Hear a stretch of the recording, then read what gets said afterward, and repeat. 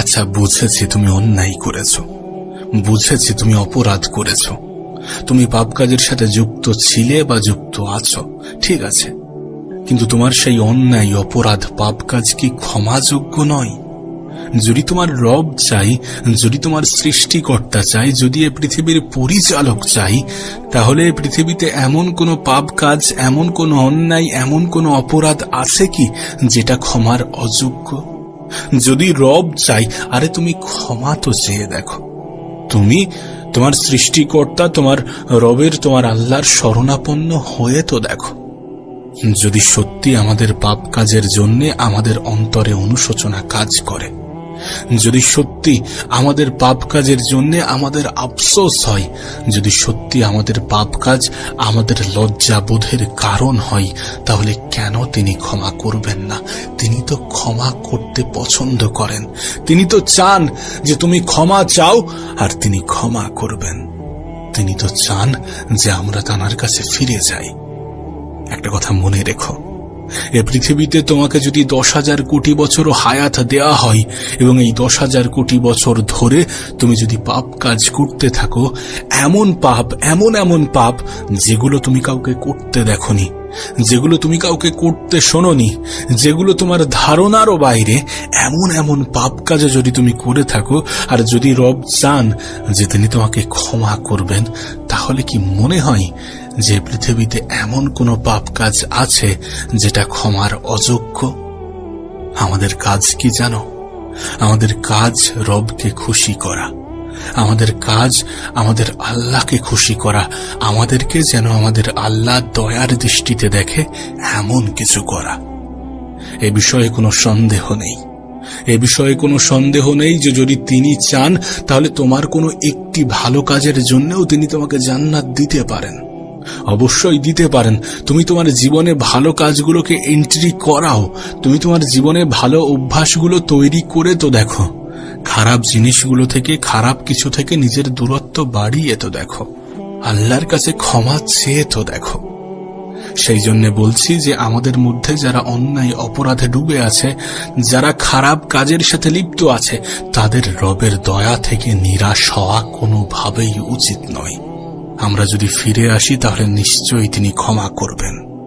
আমরা যদি তওবা করি তাহলে তিনি ক্ষমা করবেন। তুমি তওবা করে তো দেখো, তুমি ফিরে এসে তো দেখো, তুমি তোমার রবের কাছে নিজের অন্তরের কথাগুলো বলে তো দেখো। এ বিষয়ে কোনো সন্দেহ নেই, এ বিষয়ে কোনো সন্দেহ নেই যে তোমার রবের সামনে তুমি এমন কোনো অন্যায় উপস্থিত করতে পারবে না যেটা তিনি ক্ষমা করতে অক্ষম। আমরা কি এমন অপরাধ করতে পারি? আমাদের অপরাধের জ্ঞান কতটা? আমাদের বেশিরভাগ অপরাধ তো টাকা পয়সা নিয়ে, আমাদের বেশিরভাগ অপরাধ তো অর্থের উপরে লুকিয়ে আছে। সুদ, ঘুষ, কিছুটা মারামারি, অবৈধ দখলদারি, হারাম উপার্জন, যে কোনোভাবে অর্থ উপার্জন করা, জেনা, ব্যভিচারী, এইগুলোই তো। এই বিশেষ কয়েকটা অপরাধ ছাড়া আর কি অপরাধ আছে? এগুলো কি রব ক্ষমা করতে অক্ষম? এগুলো কি রব ক্ষমা করতে পারবেন না? অবশ্যই ক্ষমা করতে পারবেন। তুমি ক্ষমা চেয়ে তো দেখো। ক্ষমা চাওয়াটা প্রয়োজন, অনুশোচনা হওয়াটা প্রয়োজন, আফসোস হওয়াটা প্রয়োজন, রবের শরণাপন্ন হওয়াটা প্রয়োজন, আল্লাহর কাছে নিজেকে পেশ করাটা প্রয়োজন। আমাদের যদি জমিন থেকে আকাশ পরিমাণ অপরাধ থাকে, আর আমরা যদি পৃথিবীতে বেঁচে থাকা অবস্থায় রবের কাছে সেই অপরাধের জন্য ক্ষমা চাই, আল্লাহ জমিন থেকে আকাশ পর্যন্ত আমাদের জন্য ক্ষমা নিয়ে আসবেন। শুধু আমরা যেন শিরিক না করি। আরে রবের সাথে কারোর তুলনা হয় না, রবের সাথে কারোর তুলনা চলে না। তিনি তিনি তিনি সমস্ত ক্ষমতার অধিকারী, এ বিষয়ে বিন্দু পরিমাণেও সন্দেহ নেই। সমাজে এমন বাজে বাজে জিনিসও ঘটছে যেটা কল্পনার বাইরে।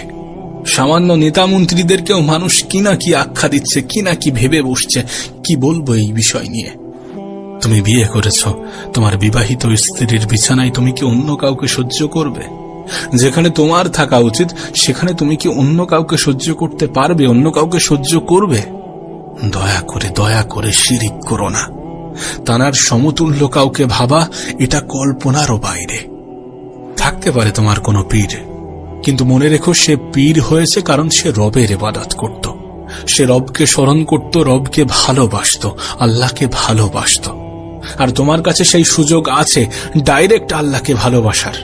তুমি কেন সেই পীরের কাছে যাও? সেই পীর যেখানে রবের কাছে চাইতো, আর তোমার কাছে সুযোগ আছে রবের কাছে চাওয়ার, আল্লাহর কাছে চাওয়ার, তুমি কেন সেই পীরের কাছে চাইবে? কোনো পারমিশনের প্রয়োজন নেই, কোনো বিশেষ অবস্থার প্রয়োজন নেই, বিশেষ অবস্থানের প্রয়োজন নেই। তুমি যে কোনো সময়ে, যে কোনো মুহূর্তে, যে কোনো পরিস্থিতিতে তোমার রবকে স্মরণ করতে পারো, তোমার রবের শরণাপন্ন হতে পারো। ডাইরেক্ট যোগাযোগ করার, ডাইরেক্ট কথা বলার, ডাইরেক্ট চাওয়ার মাধ্যম আছে। তাহলে কেন তুমি অন্য কারোর কাছে গিয়ে চাইবে? শিরিক করো না, রবের সাথে যেন অন্য কাউকে গুলিয়ে ফেলো না। এটা বাদে পৃথিবীতে আর যা অপরাধ করেছো, যত বড় অপরাধ করেছো, ক্ষমা চাও। একবার ক্ষমা চেয়ে দেখো, তিনি পরম দয়ালু, ক্ষমাশীল। তোমার কাছে অনুরোধ করব, রবের দয়া হতে নিরাশ হয়ো না। তোমার সৃষ্টিকর্তার কাছে কিছু চাইতে লজ্জাবোধ করো না, তাঁর কাছে ক্ষমা চাইতে লজ্জাবোধ করো না। নিঃসন্দেহে তিনি অনেক অনেক অনেক বেশি দয়ালু, অনেক অনেক অনেক বেশি ক্ষমাশীল।